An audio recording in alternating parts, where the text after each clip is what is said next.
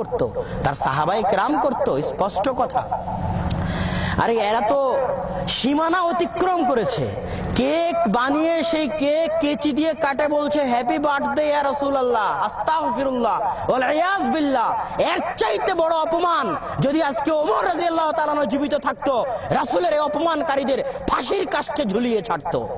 আল্লাহ রাসূলের জন্মদিন পালন করে আর বলে হ্যাপি বার্থডে। জন্মদিন পালন করাই তো শিরক, জন্মদিন পালন করাই তো যাবে না। সেখানে আল্লাহ রাসূলের জন্মদিন পালন করে ইহুদি খ্রিস্টানদের অনুসরণ করে আর বলে যে হ্যাপি বার্থডে ইয়া রাসূলুল্লাহ। ওমর রাদিয়াল্লাহু তাআলা জীবিত থাকলে এদের ফাঁসি হওয়া ছাড়া কোনো উপায় ছিল না। এরা ইহুদি খ্রিস্টানদের দালাল, এরা ইহুদি খ্রিস্টানদের দালাল, এরা ইসলামের শত্রু, এরা ইসলামের শত্রু। এতে কোনো সন্দেহ নাই, বিন্দু মাত্র সন্দেহ নাই, কোনো স্থানই নাই। এগুলোর ইসলামে শুধু ইসলামকে ধ্বংস করার জন্য এগুলো উত্থাপন করা হয়েছে। আল্লাহ সুবহানাহু ওয়া তাআলা আমাদেরকে সুমতি দান করুক, আল্লাহুম্মা আমিন।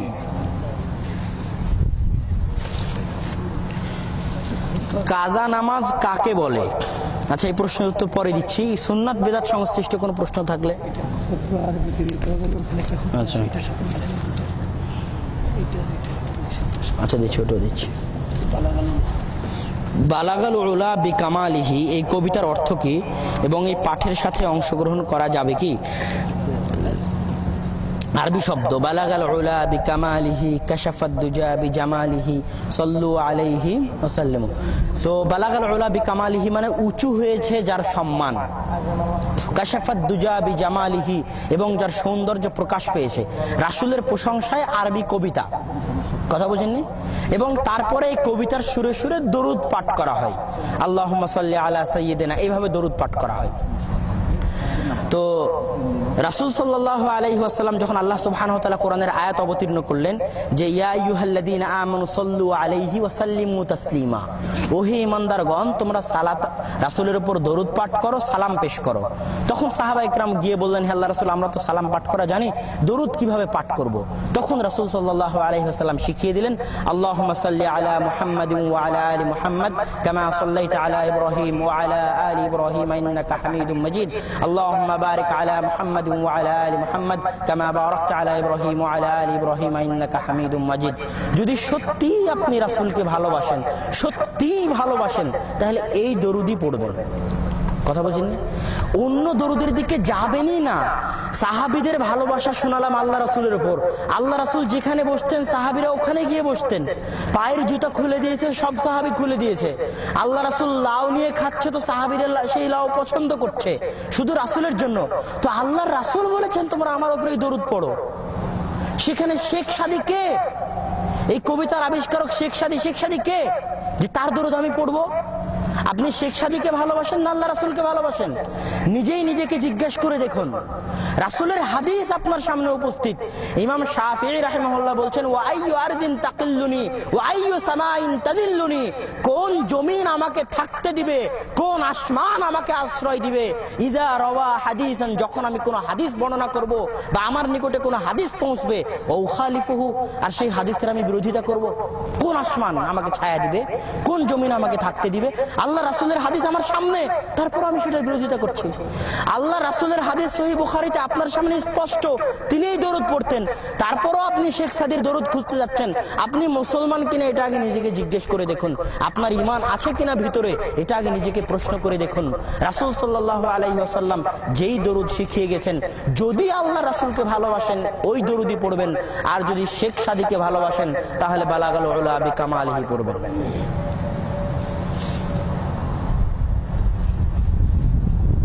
শায়েখ, আপনার উর্দু টিভি প্রোগ্রাম দেখেছিলাম, এটা কি পাকিস্তানে গিয়ে করেছেন? না, এইটা মদিনাতে থেকে সরাসরি সম্প্রচার হয়েছিল পাকিস্তান, ভারতে।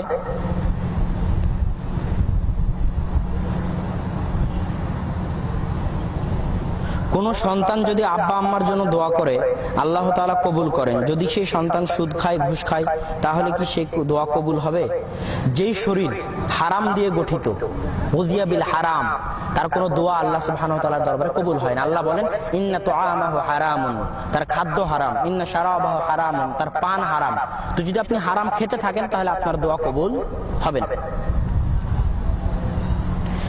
একটা প্রশ্ন আসছে, খুতবা কি আরবিতে দিতে হবে না যে ভাষায় খুতবা বুঝে সেই ভাষায় খুতবা দিতে হবে? রাসূল সাল্লাল্লাহু আলাইহি ওয়াসাল্লাম যেই ভাষায় খুতবা দিতেন আজকে, পরের শুক্রবারও ঠিক হুবহু ওই ভাষায় খুতবা দিতেন না। কথা বুঝেননি? রাসূল সাল্লাল্লাহু আলাইহি ওয়াসাল্লামের 23 বছরের জীবনে একই খুতবা আল্লাহ রাসূল প্রতিদিন দিয়েছেন এরকম নয়। যখন যেটার প্রয়োজন হয়েছে তখন তিনি সেটা বলেছেন।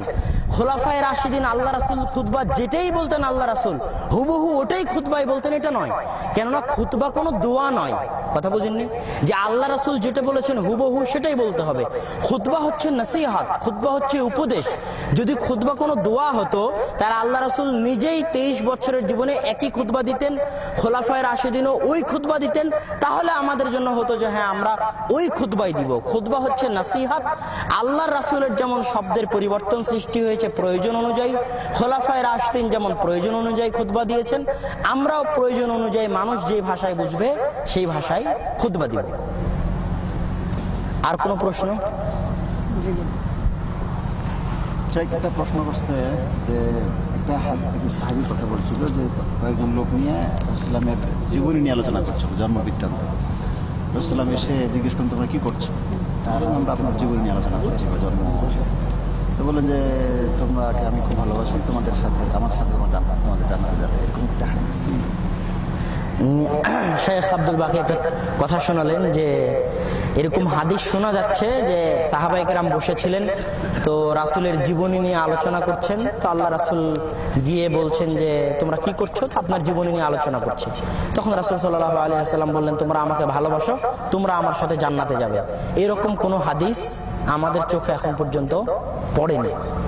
এগুলো ঈদে মিলাদুন নবীর ফজিলত সাবিত করার জন্য নিজের পকেট থেকে আবিষ্কার করছে, বের করে সামনে নিয়ে আসছে। রাসূল সাল্লাল্লাহু আলাইহি ওয়াসাল্লামের জীবনী তো বুখারীতে মুসলিমে আছে, অনুসরণ করতে চাইলে খুলে পড়ে অনুসরণ করো, কোনো সমস্যা নেই। তাহাজ্জুদের পদ্ধতিটা জানতে চেয়েছি। ও কাজা নামাজ কাকে বলে? ফজরের সালাতের সময় হচ্ছে সূর্য উদয় হওয়া পর্যন্ত। সূর্য উদয় হওয়া পর্যন্ত সালাত আদায় করতে পারেননি মানে এখন ফজরের সালাত আপনার কাজা হয়ে গেছে। কথা বুঝেননি? যেই সালাতের প্রত্যেক সালাতের জন্য নির্দিষ্ট সময় আছে, ইন্নালিল মুমিন কাতাবাল্লাহু আলাল মুমিনিনা সালাতাম মাওকুতা, নির্দিষ্ট সময় আছে প্রত্যেক সালাতের জন্য। তো যখনই ওই সময় অতিক্রম হয়ে যায় তখনই সালাতটা কাজা হয়ে যায়। এখন পরে ওই সালাতটা আপনি আদায় করলেন, এটাকে বলা হয় কাজা সালাত আদায় করা। কথা বুঝতে পারছেন? তারপর আরেকটা প্রশ্ন যে তাহাজ্জুদের সালাত কিভাবে আদায় করবে? তাহাজ্জুদের সালাত এবং তারাবির সালাত একই। আমরা যেভাবে দেখি তারাবির সালাত আদায় করে, ওটা তাহাজ্জুদের সালাত আদায় করার পদ্ধতি। ইশার সালাত আদায় করে ঘুমিয়ে যাবেন, সুন্নাত পড়ে বেতের বাকি রাখবেন, রাত 2টা, 2:30, 3টার সময় ঘুম থেকে উঠবেন, ওযু করবেন, সূরা আলে ইমরানের আয়াত আসমানের দিকে তাকিয়ে পড়বেন, তারপরে এসে সালাতে দাঁড়াবেন, 2 রাকাত করে পড়বেন, সালাম ফিরবেন। এইভাবে 8 রাকাত সালাত শেষ করে 3 রাকাত বেতেরের মাধ্যমে 11 রাকাত তাহাজ্জুদের সালাত।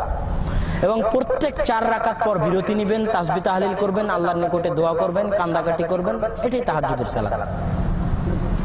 একটা প্রশ্ন ছিল যে বেদাতের যে কঠিন ভয়াবহতা, যদি কেউ বেদাতের মধ্যে জড়িয়ে গিয়ে থাকে তাহলে তার বের হয়ে আসার উপায় কিভাবে সে থেকে করে ফেলেছে, কি করণীয় তার?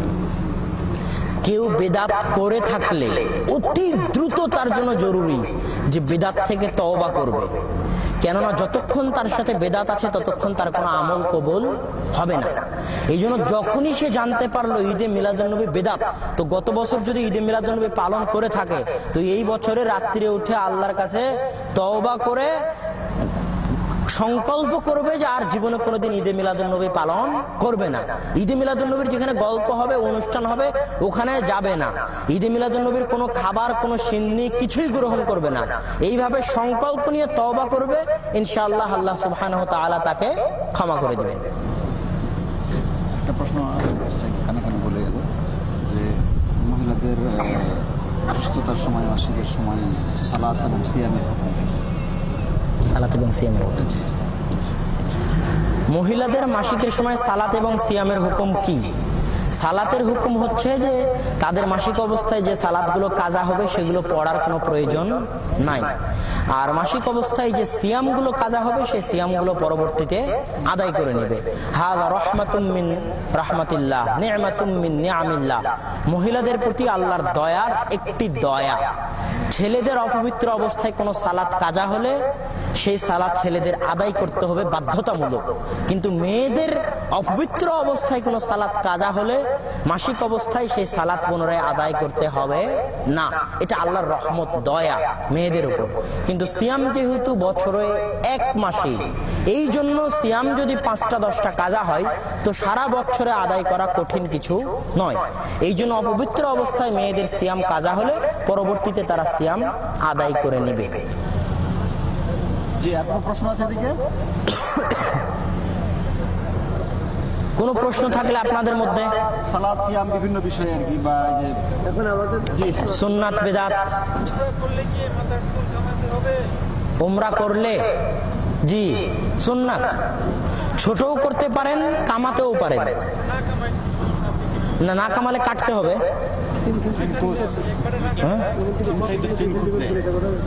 3 সাইডে 3 কোষ বলতে এই বিষয়ে ইখতিলাফ আছে। পুরো মাথা থেকে চুল কাটে নেওয়াই উত্তম। একদম যেভাবে আমরা মাথা মাসাহ করি পুরো মাথা, এইভাবে মাথার শুরু থেকে নিয়ে শেষ পর্যন্ত পুরো চুল কাটে নেওয়াই উত্তম। ইমাম শাফি সহ কেউ কেউ বলেছেন যে মাথার কিছু কিছু অংশ থেকে কাটলে হয়ে যাবে, কিন্তু সন্দেহের মধ্যে আমাদের পড়ার দরকার নাই।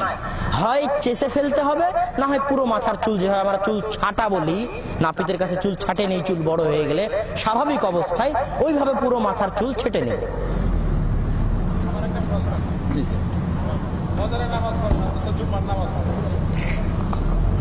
জি, তো কি মুসলমান আছে না? অনেক বড় গুনাহ, তাকে তওবা করে ফিরে আসতে হবে এবং ফজরের সালাত অবশ্যই আদায় করতে হবে।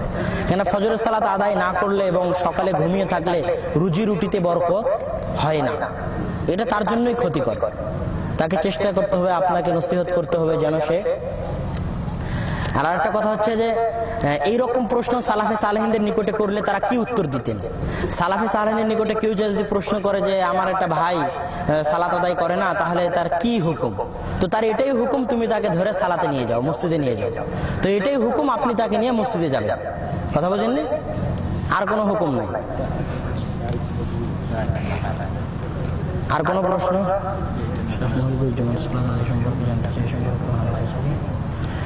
শায়েখ মহিলাদের জুমার সালাত আদায় সম্পর্কে জানতে চাই, এ সম্পর্কে কোনো হাদিস আছে কি? একটু বিস্তারিত বলবেন। রাসূল সাল্লাল্লাহু আলাইহি ওয়াসাল্লামের যুগে মহিলাদের মসজিদে গিয়ে সালাত আদায় করার অহরহ প্রমাণ পাওয়া যায়। একটা তো আলাদা হাদিসই আছে, সুনান ইবনে মাজার 16-17 নম্বর হাদিস পাবেন ইবনে ওমর থেকে, যে লা তামনাউ ইমা আল্লাহ, তোমরা আল্লাহর বান্দীদেরকে মসজিদে যেতে বাধা দিও না। এটা শুধু জুমা নয়, 5 ওয়াক্ত সালাতের জন্য। যদি কোনো মেয়ে মসজিদে যেতে চায় তাহলে তাকে বাধা দেওয়া যাবে না, আল্লাহর রাসূলের নির্দেশ, বাধা দেওয়া যাবে না। বরং মসজিদে মেয়েদের সালাত আদায়ের ব্যবস্থা রাখতে হবে। আমাদের দেশে মেয়েরা মার্কেটে মার্কেটে, পার্কে পার্কে, স্টেডিয়ামে স্টেডিয়ামে ঘুরে বেড়ায়, তখন হুজুরদের কোনো সমস্যা হয় না। অথচ ওই মেয়ে সালাতের সময় হয়ে গেল, মসজিদে প্রবেশ করে একটু সালাত আদায় করবে, তখন তার জন্য নিষিদ্ধ, হারাম, যত ফতোয়া সব এই জায়গাতে। অথচ ওই মেয়েটা বিপর্দা হয়ে মার্কেটে মার্কেটে ঘুরে বেড়াচ্ছে, কোনো সমস্যা নেই।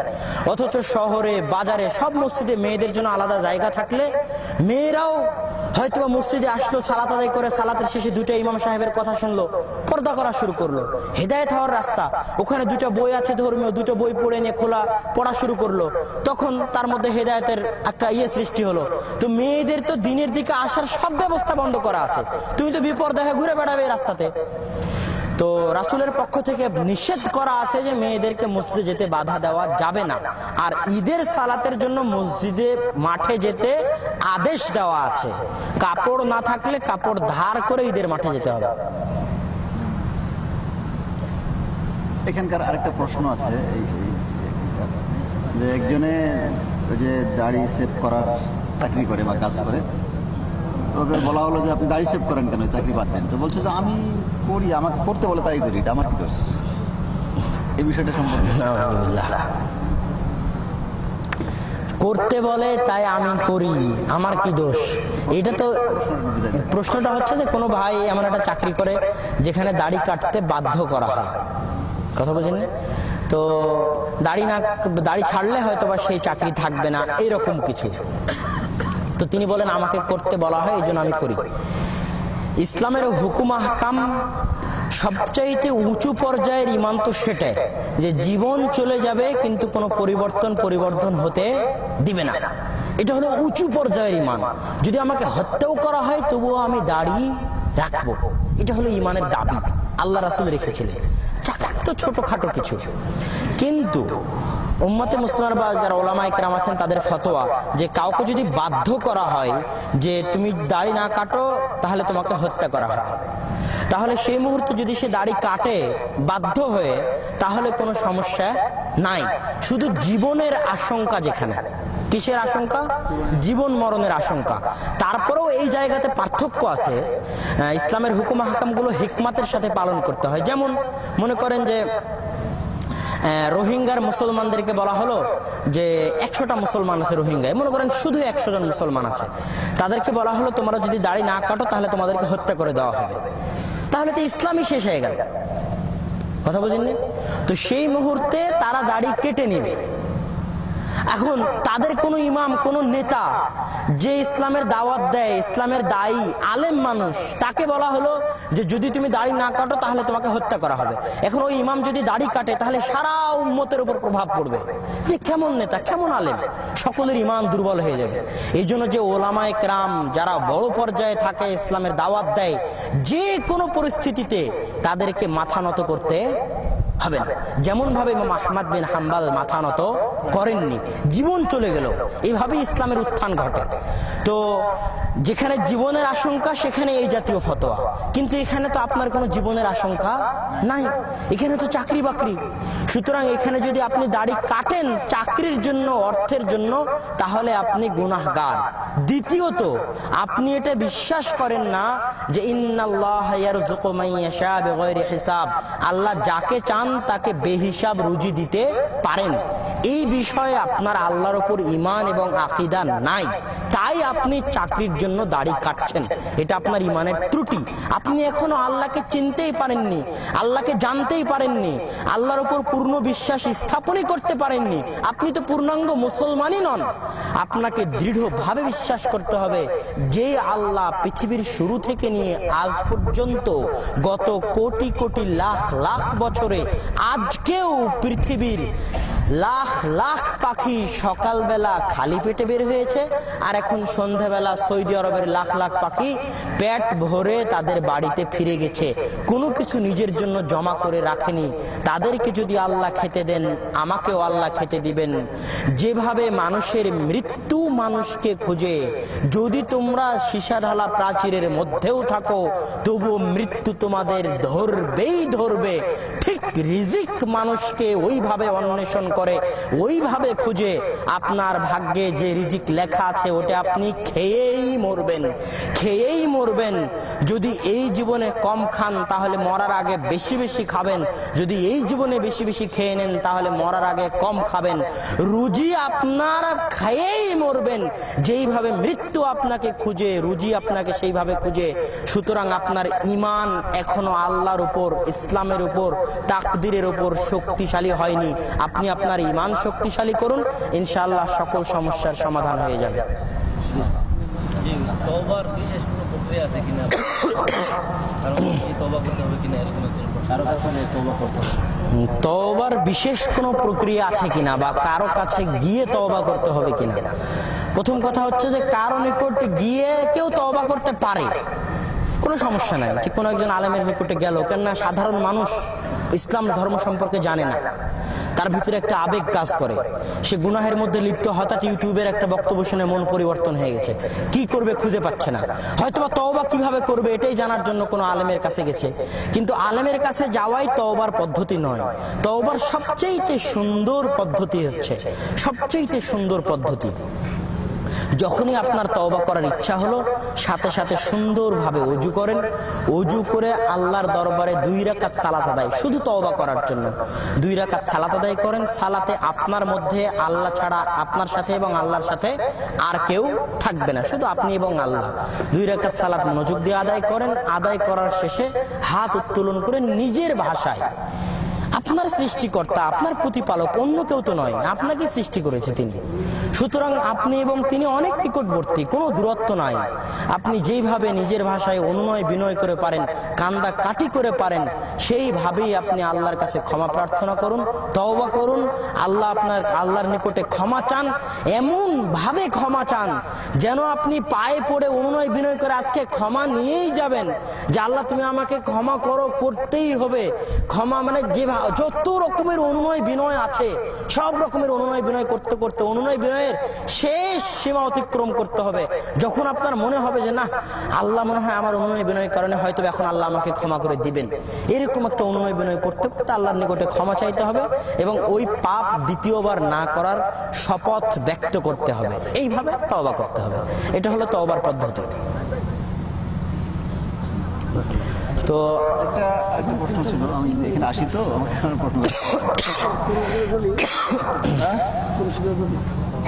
প্রশ্ন এখন আমরা করি। আপনি এটা বলুন, আমি দুদিকে বলা শুরু করি। আমারটা বলতেছিলাম, ডিউটিতে যাওয়ার জন্য গাড়িতে উঠতে হবে, কিন্তু নামাজের টাইম হয়নি এখনো, তো 10-20 মিনিট আগেই নামাজটা পড়ে নেওয়া যাবে কিনা? ডিউটি বা কোথাও মেহমানদারি বা কোথাও যেতে যাবে, ডিউটিতে যাওয়ার জন্য বের হবে, সালাতের সময় এখনো হয়নি, 10-15 মিনিট আগে পড়ে নিতে পারবে কিনা? এটা যদি এরকম হয় যে এখন জোহরের সালাতের সময় হয়েছে, এখন আপনি সফরে বের হচ্ছেন, তাহলে জোহরের সাথে আসরও পড়ে নেবেন। তেমনি মাগরিবের সালাতের সময় হয়েছে, মাগরিবের সাথে এশাও পড়ে নেবেন।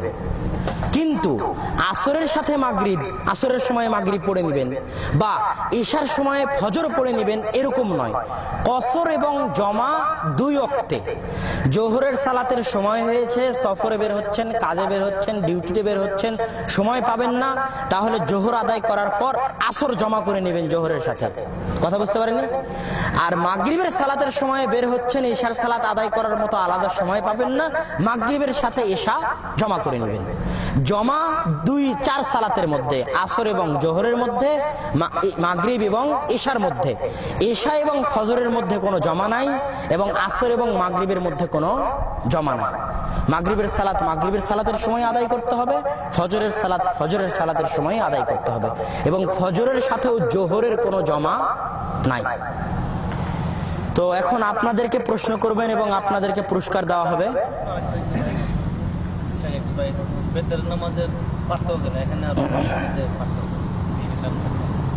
বেদের সালাত আদায় করার সঠিক পদ্ধতি হচ্ছে শুধু 1 রাকাত আদায় করলেন, শুধু 1 রাকাত। আর 3 রাকাত যদি আদায় করতে চান তাহলে 2 রাকাত আদায় করার পর সালাম ফিরলেন। 2 রাকাত আদায় করে যে বৈঠকে বসেন, ওই বৈঠক সালামের বৈঠক, আসসালামু আলাইকুম আসসালামু আলাইকুম, সাথে সাথে উঠে আবার 1 রাকাত পড়বেন। এই হলো 3 রাকাত। অথবা ওই বৈঠকে না বসে টানা 3 রাকাত, বৈঠকে বসলে মাগরিবের সালাতের মতো হয়ে গেল। আর আল্লাহ রাসূল মাগরিবের সালাতের মতো বেতের নিষেধ করেছেন, মাগরিবের সালাতের মতো বেতের নয়। টানা 3 রাকাত, প্রথম রাকাত পড়ে উঠে যাবেন, দ্বিতীয় রাকাত পড়ে উঠে যাবেন, বসবেন না, তৃতীয় রাকাত পড়ার পর সালাম ফিরবেন, এই পদ্ধতি। জি, এবার আপনাদেরকে প্রশ্ন করা হবে, আপনারা উত্তর দেন এবং পুরস্কার গ্রহণ করেন। ওয়া আখিরু দাওয়ানা আলহামদুলিল্লাহি রাব্বিল আলামিন। আসসালামু আলাইকুম ওয়া রাহমাতুল্লাহি ওয়া বারাকাতুহু।